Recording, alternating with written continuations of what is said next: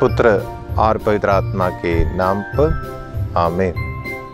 क्रिस्त में प्रिय भाइयों बहनों, आप सबों को बोर्सी डिवाइन रिट्रीट सेंटर की ओर से जय यीशु। प्रिय मित्रों, आगमन काल के हमारी इस आध्यात्मिक तीर्थ यात्रा के 20वां दिन में हम लोग प्रवेश कर चुके हैं। यह उचित समय है हमारे आध्यात्मिक तैयारी को किस मुकाम तक पहुंचाने में हम सफल हुआ, इसके विषय में मनन चिंतन करने का। मित्रों, संत मत्ती के सुसमाचार में हम पढ़ते हैं, जो अंत तक धीर बना रहेगा उससे मुक्ति प्राप्त हो सकती है। हम अपने आध्यात्मिक तैयारियां बड़ी उत्सुकता के साथ शुरू करते हैं। आगमन काल में भी हमने इस प्रकार करने को सोचा है और बहुत कुछ करने को शुरू किया है और अपने जीवन की ओर दृष्टि दौड़ाकर बहुत सारे आध्यात्मिक कार्यों में अपने आप को व्यस्त रखते हुए ईश्वरीय अनुभव पाने के लिए हम तरसते हुए आगे बढ़ रहा है। प्रिय मित्रों, धन्य फुलटन जशीन इस प्रकार कहते हैं, आगमन काल केवल ईश्वर हमारी ओर आने का यादगार का समय नहीं, बल्कि हमें ईश्वर की ओर जाने का समय भी है। बस हमें अपने जीवन में हमेशा यही याद रखना है कि हम ईश्वर का दर्शन कर सके, क्योंकि सचमुच में जब ईश्वर हमारे जीवन पर आते हैं, हमारे जीवन के समस्याओं में आते हैं, हमारे जीवन के उन सारे संघर्षों एवं तनावों में आते हैं, हमें पूर्ण मुक्ति मिल सकती है। इसलिए हम आशा के साथ प्रभु की खोज में लगे रहें, अंत तक धीर बने रहें और सतर्क एवं सक्रिय रहें, जागरूकता के साथ अपने आध्यात्मिक कार्यों को करते आगे बढ़े। कलीसिया भी इस आगमन काल के सभी वचन पाठों की मदद से हमसे यही आग्रह करती है। आज के सुसमाचार में हम देखते हैं, जकरिया और एलिजाबेथ प्रभु की प्रतीक्षा के लिए तमन्ना के साथ प्रार्थना में भी लीन थे। हमें भी प्रार्थना में लीन रहकर ईश्वर की खोज में लगे रहना है, क्योंकि ईश्वर ही हमें सही मुक्ति प्रदान कर सकते हैं। आइए मित्रों, आज जीसस यूथ के सदस्य एवं फादर जॉन पॉल की ओर से प्राप्त ईश्वर वचन की मदद से एवं Saint Antony's Catholic church Shanti Nagar के गायक मंडली द्वारा गाए गए करोल गीत के मदद से हम प्रार्थना करें, जिससे ईश्वर हमारे इस आध्यात्मिक तैयारी को और जोर देकर आगे ले चलने की कृपा हमें प्रदान करे, जिससे हमारे जीवन में छाई हुई अंधकार एवं पाप एवं बुराई को दूर करने में हमारा मदद भी करे। पिता, पुत्र और पवित्र आत्मा के नाम पर आमीन।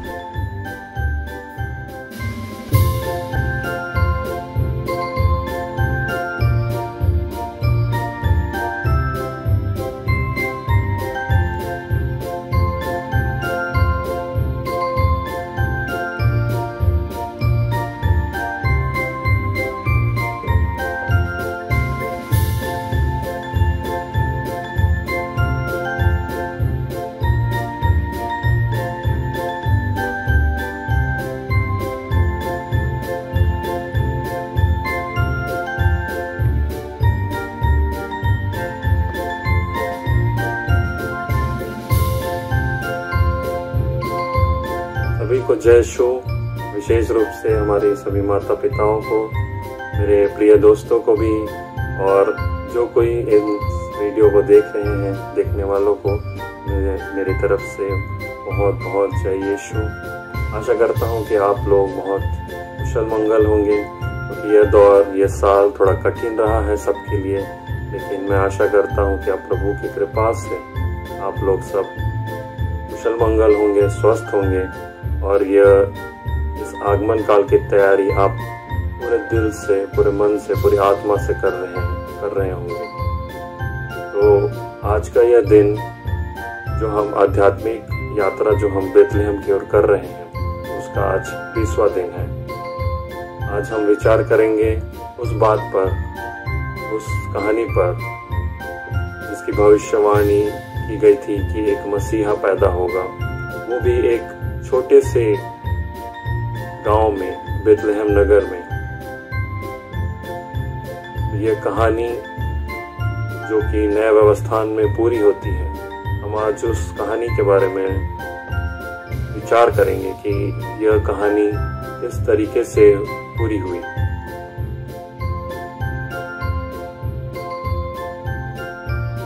मैं जब भी इस बारे में सोचता हूँ, इस कहानी के बारे में, प्रभु यीशु के जन्म की कहानी के बारे में, तो आप सभी को याद होगा बचपन में हमें सुनाया जाता था कि किस प्रकार प्रभु जन्म के समय उन्हें स्थान नहीं मिल रहा था रहने के लिए, माता पिता को, माता मरियम और यूसुफ को, जब जनगणना के लिए अपने नाजरत नगर से बेथलेहम की ओर अपने गृह नगर गए जनगणना के लिए। तो रात में जब उन्हें कोई राय नहीं मिल रहा था, तो वो किस प्रकार एक गौशाले में जाके आराम किए और वहाँ प्रभु यीशु का जन्म हुआ।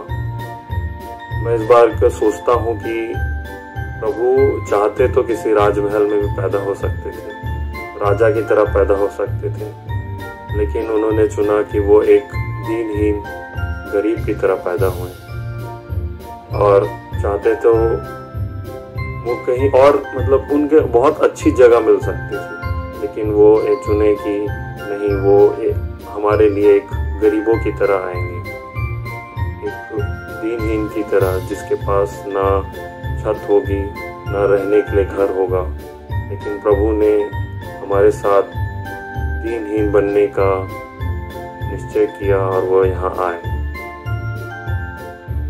आज के इस परिवेश में मैं सोचता हूँ कि जिस प्रकार आज से 2000 वर्ष पूर्व प्रभु को एक अच्छा स्थान नहीं मिला उनके जन्म के लिए,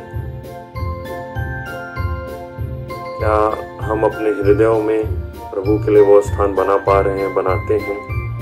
क्योंकि हम आज के समय में हम आध्यात्मिक भौतिक रूप से तैयारी पर तो बहुत ध्यान देते हैं। हम अपने घर को सजाते हैं, सफाई करते हैं, डेकोरेशन करते हैं, चरनी बनाते हैं, तारा लगाते हैं, पर क्या हम अपने हृदयों में ही उसी तरह की तैयारी करते हैं, अपनी आत्मा को उसी तरह से तैयार करते हैं कि प्रभु इस हृदय रूपी बेथलेहम में उनको स्थान मिले, कि वो हर जगह जाते हैं पर उनमें से सिर्फ एक जगह ही मिल पाती है।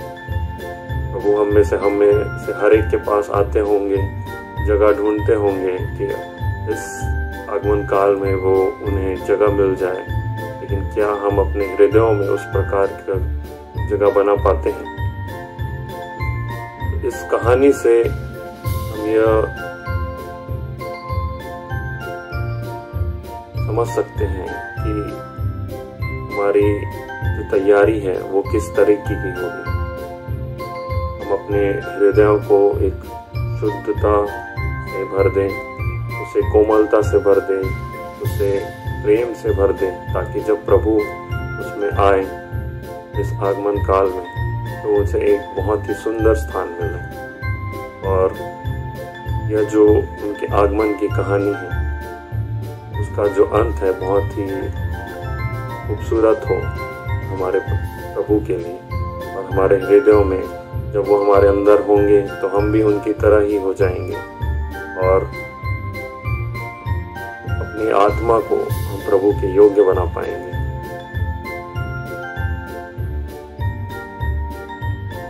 इस कहानी के साथ मैं अपनी वाणी को विराम दूंगा।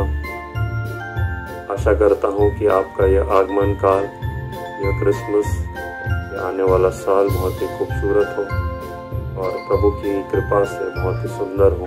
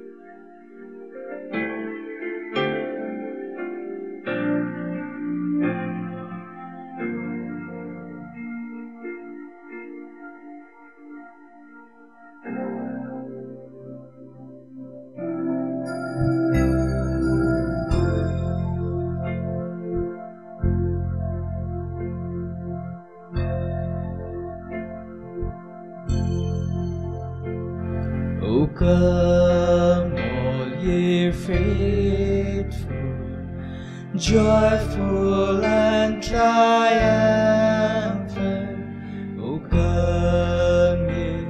O come ye to Bethlehem. Come and behold him, born the King of ages. O come, let us adore him. O come, let us adore him.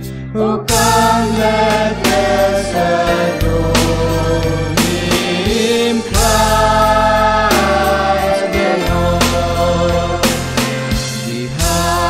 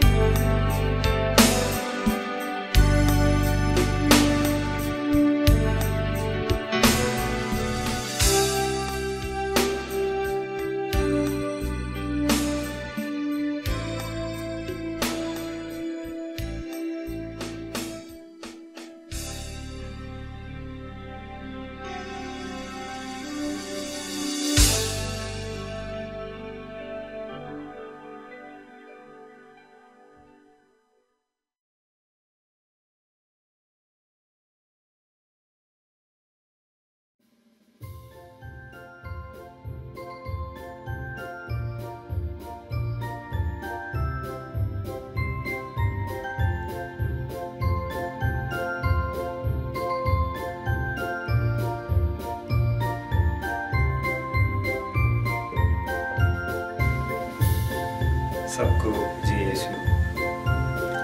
क्रिस्त में प्यारे भाई और बहनों, हम इन दिनों में प्रभु की आगमन की त्योहार के लिए अपने आप को प्रभु के वचनों को सुनकर मनन चिंतन करते हुए तैयार कर रहे हैं। शायद कुछ लोग सोचते होंगे ऐसे तैयारी की जरूरत क्या है, हर साल तो क्रिसमस आ रहे हैं और हम मनाते भी हैं। लेकिन हम देखें कि जब पहली बार प्रभु मसीह इस पृथ्वी पर आया, गौशाला में जन्म लिया, तो नबियों की प्रवचन पुराने विधान में काफी थे। स्तोत्र वृंद में, एलियस नबी के प्रवचन में सब प्रभु मसीह के आगमन के बारे में बता रहे थे। लेकिन जो लोग पुराने विधान के पंडित थे, फरीसी थे, कोई भी प्रभु के आगमन पहचान नहीं पाया। प्रभु को देखने के लिए या प्रभु का दर्शन मिलने के लिए किसी को भी भाग्य नहीं मिला। जो लोग अपने आप को आगमन के लिए तैयार कर रहे थे, वही प्रभु को पहचान पाया और प्रभु के तारा जो उदित हुआ था उसको उसके पीछे करके 3 ज्ञानी पूर्व देश से आया और प्रभु को मिला, प्रभु का दर्शन पाया। लेकिन आज जब हम प्रभु के जन्मोत्सव के लिए अगर तैयार करने में, अपने आप को तैयार करने में असफल होते हैं, हम भी प्रभु को पहचानने में पराजित हो जाएंगे। प्रभु के दूसरे आगमन के लिए भी अगर हम अपने आप को तैयार नहीं रखते, तो प्रभु को पहचानने में हम असफल हो जाएंगे और वो हमारे लिए खुशी की बात नहीं होगा। दोस्तों, जब हम इस क्रिसमस के लिए तैयार कर रहे हैं अपने आप को, हम वो 3 ज्ञानियों और उनके तोहफाओं के बारे में सोचेंगे। जब प्रभु मसीह को मिलने के लिए ज्ञानी लोग आए, सोना, मीरा और गंधरस लेके प्रभु को मिलने के लिए ज्ञानी लोग आए थे। सोना राजा के लिए तोहफा है और गंधरस ईश्वर के लिए तोहफा है। ईश्वर की आराधना में गंधरस का उपयोग होता है। और मीरा जो प्रभु के मरने के बाद प्रभु को दफनाने के प्रथा के लिए इस्तेमाल किया था। वो मीरा जब ज्ञानी लोग लेके आए, माँ मरियम और संत यूसुफ को प्रभु मसीह मुक्तिदाता है, जो अपने आप को क्रूस पर बलि चढ़ाने वाला मुक्तिदाता है, ऐसे याद दिलाने के लिए और उस समय की इस्तेमाल के लिए यह मीरा लेके आते हैं। और वो तीनों तोहफा हमें बता रहे हैं कि प्रभु मसीह ईश्वर है, प्रभु मसीह राजाओं का राजा है और प्रभु मसीह हमारा मुक्ति दाता है। दोस्तों, इब्रानियों के पत्र अध्याय 10 पद संख्या 7 में हम ऐसे पढ़ते हैं, इसलिए मैंने कहा, ईश्वर, मैं तेरी इच्छा पूरी करने आया हूँ, जैसा कि धर्म ग्रंथ में मेरे विषय में लिखा हुआ है। दोस्तों, प्रभु मसीह अपने बारे में जो प्रवचन है उसमें ऐसे बता रहे हैं, आपकी इच्छा पूरी करने के लिए मैं आया हूँ। दोस्तों, फुलटन जे शीन जो महान बिशप थे, न्यूयॉर्क के बिशप थे, अभी ब्लेसिड है, वो फुलटन जे शीन ऐसे बता रहे हैं, प्रभु के जन्म के समय उस गौशाला पे कलवारी पहाड़ से क्रूस की छाया पड़ती थी, क्योंकि प्रभु मसीह जन्म लिया अपने आप को बलि चढ़ाने के लिए। दोस्तों, प्रभु मसीह अपनी इच्छा पूरी करने के लिए नहीं, अपनी पिता की इच्छा पूरी करते हुए इस पृथ्वी के सारे मानवों को बचाने के लिए, मुक्ति दाता बनने के लिए इस पृथ्वी पर आया। हम अपनी जिंदगी की ओर देखें। इस क्रिसमस की तैयारी में हम अपनी जिंदगी में किसकी इच्छा पूरी करते हैं, अपनी या अपने ईश्वर की? दोस्तों, प्रभु मसीह इस पृथ्वी पर अपनी इच्छा पूरी करने के लिए नहीं, अपने पिता की इच्छा पूरी करने के लिए आया था। और हम सबको, इस सारे पृथ्वी के मानव कुल को बचाने के लिए, मुक्तिदाता बनने के लिए इस पृथ्वी पर आया था। और जब हम इस बार क्रिसमस के लिए तैयार कर रहे हैं, हम याद करें हम किसकी इच्छा पूरी करते हैं अपनी जिंदगी में। हम क्या हमारी इच्छा पूरी करते हैं और हमारे सृष्टिकर्ता प्रभु ईश्वर की इच्छा पूरी करते हैं? अगर हम प्रभु की इच्छा पूरी नहीं करते तो हम प्रभु से प्यार नहीं करते, क्योंकि प्रभु बता रहे हैं, जो मुझे प्यार करता है वो मेरा वचनों का पालन करेगा। दोस्तों, हम क्या प्रभु के वचनों का पालन करते हैं? दोस्तों, इस बार क्रिसमस के लिए कई दिन नहीं है, और जब हम क्रिसमस मनाने के लिए इस जिंदगी में हर साल जब मनाते हैं, हमारे जिंदगी में कोई फर्क नहीं पड़ता है, कोई बदलाव नहीं आते हैं। दोस्तों, इस बार क्रिसमस हमारे लिए, हमारी जिंदगी बदलने के लिए एक कारण बन जाए। हम प्रभु से ऐसे प्रार्थना करें। प्यारे प्रभु, हम आपको धन्यवाद देते हैं, एक और बार आपकी जन्मोत्सव मनाने के लिए अब हमें मौका दिया है। इस बार प्यारे प्रभु, हम आपसे यही कृपा मांगते हैं, जैसे माँ मरियम, जैसे संत यूसुफ और संत सिमेओन कैसे आपके आगमन के लिए तैयार थे, वैसे हमें भी तैयार कीजिए। हम भी अपनी जिंदगी में आपके आगमन के लिए अपने आप को हर तरफ से तैयार करें। प्यारे प्रभु, हमारे जिंदगी में, हमारे परिवार में आपके आगमन के लिए, आपके जन्म के लिए हम आपसे ये कृपा मांगते हैं। हम अपने आप को तैयार करते हुए आपके जन्म की खुशी अपनी जिंदगी में, अपनी परिवार में फैल जाएं। प्यारे प्रभु, हम अपनी इच्छा नहीं, आपकी इच्छा पूरी करते हुए आपके लिए हम जिए, इसी कृपा हम मांगते हैं। प्यारे प्रभु, आपके नाम पर माँ मरियम, संत यूसुफ हमारे लिए प्रार्थना कीजिए। पिता, पुत्र और पवित्र आत्मा आप लोगों को आशीर्वाद प्रदान करे।